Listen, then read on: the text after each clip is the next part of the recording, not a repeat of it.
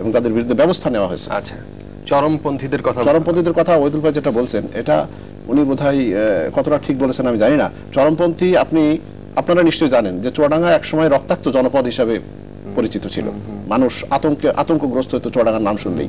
আমরা যখন রাস্তাঘাটে এবং এও শুনতাম যে রাজনৈতিক দলগুলো এগুলো নিয়ন্ত্রণ করত, এদেরকে তাদের কাজে ব্যবহারও করত। সেই সময় যখন রাস্তাঘাটে পরিচয় দিতে লজ্জা লাগতো যে আমার বাড়ি চুয়াডাঙ্গা, বাট এখন আপনি যান, একসময় আপনার চুয়াডাঙ্গা ছিল যখনকার কথা আমি বলছি, সেই সময় আপনার ইট ভাটায় মানুষ পোড়াতো, তখন আপনার 7 মার্ডার 8 মার্ডার হয়েছে আমাদের ওই এলাকায়, কোনো নিয়ন্ত্রণ ছিল না। কিন্তু আওয়ামী লীগ ক্ষমতায় আসার পরে আপনার মোহাম্মদ নাসিম আপনার যখন স্বরাষ্ট্রমন্ত্রী ছিলেন, তখন মাননীয় প্রধানমন্ত্রী জননেত্রী শেখ হাসিনার নির্দেশে উনি ওই এলাকায় আমাদের চুয়াডাঙ্গায় ব্যাপক ব্যবস্থা নিয়েছিলেন এই সন্ত্রাস নির্মূল করার জন্য। যেমন আপনাকে আমি বলি, যেমন বহু ওইখানে আপনার এক একটা ইউনিয়নে আপনার 6টা-7টা পুলিশ ক্যাম্প সেখানে বসিয়েছেন। আচ্ছা, তারপরে আপনার রাস্তাঘাটের উন্নয়ন করেছেন, যার কারণে সেখানে পুলিশ দ্রুত সেখানে চলে যেতে পারে। আর এখন সেখানে কোনো আপনার সন্ত্রাসী ওই যে চরমপন্থী বলতে যা বোঝাই সে সমস্ত কেউ নাই। যেগুলো যে কথাটা আমি 1 সেকেন্ড যে কথাটা ওহিদুল ভাই বললেন যে এটা ডাকাতি হচ্ছে বা চুরি হচ্ছে, এটা ট্র্যাডিশনাল ক্রাইম, এটা কিন্তু প্রথমেই থাকতেই পারে। কিন্তু ওই যে আপনার চরমপন্থী তারা কিন্তু আর নাই। আমি এই চরমপন্থীর ব্যাপারে একটু বলি।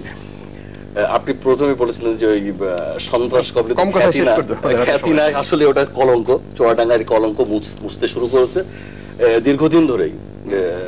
এটা ওই র্যাব পুলিশের অনমনীয় যে অভিযান, বেশ কিছু পতন হয়েছে, কিছু জেলখানায় রয়েছে, এদের কারণেই এখন চরমপন্থী অধ্যুষিত যে ব্যাপারটা ছিল সেটা এখন ওইভাবে নেই। তবে খন্ড খন্ড কিছু গ্রুপ আছে, গ্যাং গ্রুপ আছে।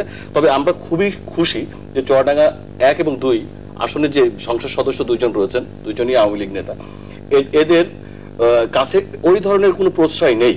থাকলে এরা আরো ভয়ঙ্কর হয়ে যেত, কারণ বিগত দিনে আমরা কিন্তু সেই সব কারণেই ভয়ঙ্কর চেহারাগুলো দেখেছি।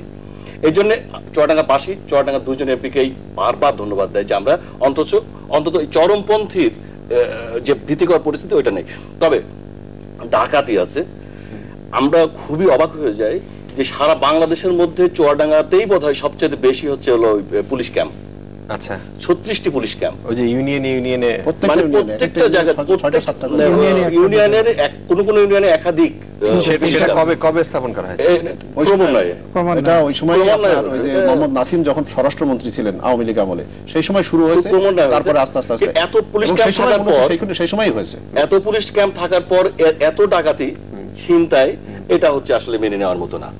এখানেও আমার কাছে মনে হচ্ছে যে তবে একজন দর্শক আমাদের সাথে ফোনে রয়েছেন, তিনি একটা প্রশ্ন করতে পারেন আইন শৃঙ্খলা রিলেটেড। হ্যালো, কে বলছেন, কোথা থেকে বলছেন? আসসালামু আলাইকুম। হ্যাঁ, ওয়ালাইকুম আসসালাম। আমি চুয়াডাঙ্গা থেকে লিটন বলছিলাম। জি লিটন সাহেব বলুন, শুনতে পাচ্ছেন আমাদের?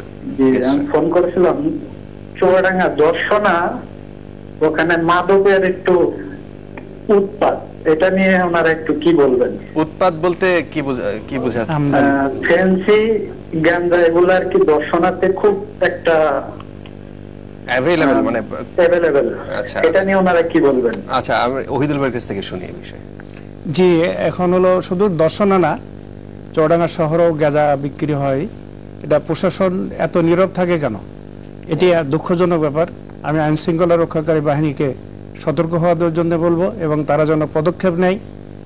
এর আগেও আমি বিভিন্ন সংস্থাকে বলছি এবং আজকে আমার সাথে জেলা প্রশাসন, সীমান্তবর্তী এলাকা হিসেবে এখানে এটা থাকবে, এটাই স্বাভাবিক। আপনাদের সময় আপনারা কতটা নিয়ন্ত্রণ করতে পেরেছেন সেটাও কিন্তু প্রশ্ন সাপেক্ষ।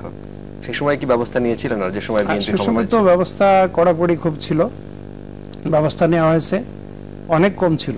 শহরে যত তথ্য গাঁজা বা ফেন্সিডিল বিক্রি হতো না, বা যেভাবে প্রকাশ্য এখন বিক্রি হয় সেটা হতো না।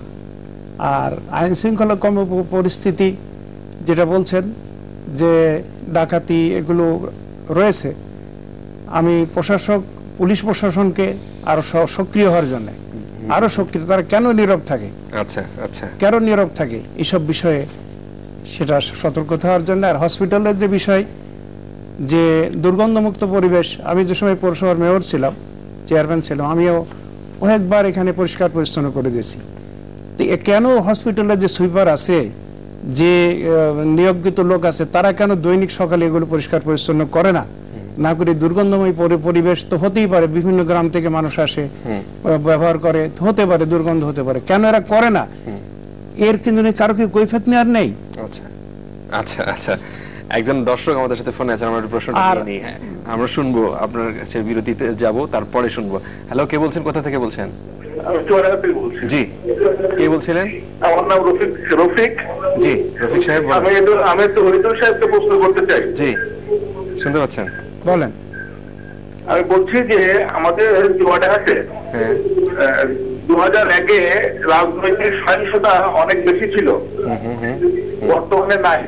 আচ্ছা, এবং কথিত আছে যে এই সকল সহিংসতায় বিএনপি ছাই হতো, রাজনৈতিক ব্যাপার বাড়বে কিনা কখনো, সেই সম্পর্কে উনি কি বলবেন কিছু? আচ্ছা আচ্ছা, আমরা এই বিষয়ে শুনবো, রাজনৈতিক ইস্যু নিয়ে আমরা কথা বলবো। তার আগে আমাদের বিরতির সময় আছে দর্শক, ছোট্ট বিরতির পর আবারও ফিরে আসছি বিবিএস কে বলছে সৌজন্যের প্রসঙ্গ।